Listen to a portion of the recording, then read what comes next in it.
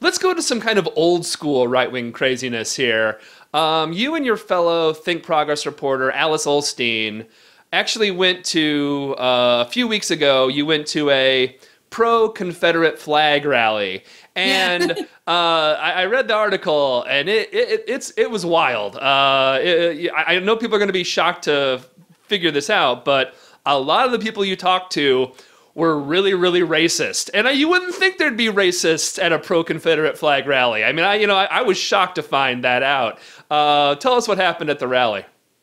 Well, let me just say that Alice and I know you've talked to Alice before. She's great. We did this on a Saturday, so just putting that out there.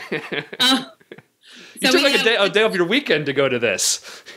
Yeah, it was a lot of fun, actually. I don't know if you saw in the article that we wrote, there was a counter-protest across the field. So there were actually two protests. There was the rally pro-Confederate flag, people with their waving their Confederate flags and their cowboy hats and their belt buckles and, Civil War reenactors. And then across the way, separated by a line of police officers, there was sort of the Black Lives Matter protesters who I have to say vastly outnumbered the Confederate flag protesters.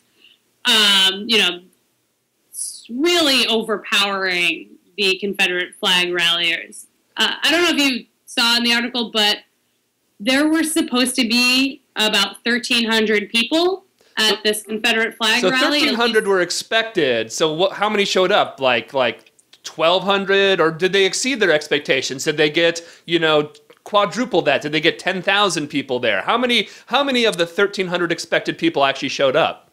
About 50 people showed up, Matt. I see. Was there public transportation problems or something like that? What is the possible rationale that only 50 showed up? It was a sensitive subject. It was a sensitive subject. People were disappointed. I know I talked to at least one guy who had traveled all the way from, I think it was Detroit or Chicago. I can't remember right now. It was a couple weeks ago that this happened. But, he said that he drove down. He stopped at Gettysburg on the way to do some personal reflection. And then came down for this protest. I mean, people were definitely disappointed about the turnout. I'll give you that. I had no indication as for why. So give us a little bit of it. You talked to a few people that you quote in the article. Just give us a taste of the racism that existed there. Just give us a little something about some of the people you talked to. This was kind of rough, honestly, for me to listen to a lot of it because while I think it's fun to sort of make fun of the Confederate flag people. It's still serious, right? I mean, these are people who really do believe this, and it's sort of like people who are just overtly embracing their racism and the racist past of the Confederacy. That has to be kind of hard, right? It's not. It's like funny at first, and then you start listening, and then you're like, oh, this actually is sort of scary. Yeah.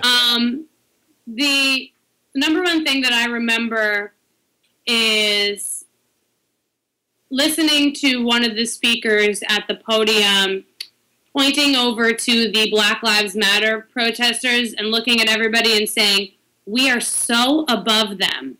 We are so above them that they will never, ever be on the same level as us. And of course, these are mostly black people on the other side. And what I think they're misinterpreting the Black Lives Matter movement so much that they actually believe that movement is about killing white people. So, and that's what they're saying at this rally, that they want to kill white people, kill whitey, kill cops, kill police officers. I mean, it's a mischaracterization of what the movement is, yes, but what they respond to then is saying, well, then you know what? Like, we're better than them. Like, we're above them. And it's a lot of couched white supremacy in those statements that honestly kind of made me, it kind of like sent a shiver down my spine listening to it. Well, no, absolutely it should. And also just the fact that here you have people arguing for the symbol of the side of the country that was, going to war over slavery. As much as people just want to say, oh, it's just our heritage, the heritage is the side that went to war for slavery.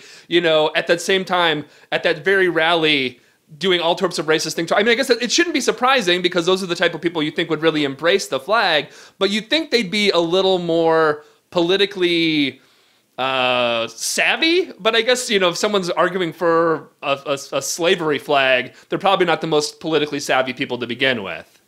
I don't know if this rally represented the most politically savvy people that were for the flag. I'm sure that there are a lot of people that are for the flag that have way more articulate arguments than some of the people that at least I heard, where the arguments were sort of denying there was any racism at all within the Confederacy, which I think is misguided.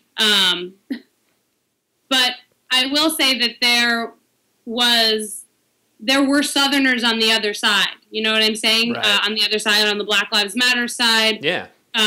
Alice got a quote from a lovely woman who was from the South, and she was sipping sweet tea, and she said, racism is our heritage, but it doesn't have to be our legacy, Yeah.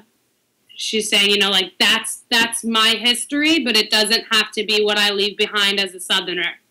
And that's why I'm here.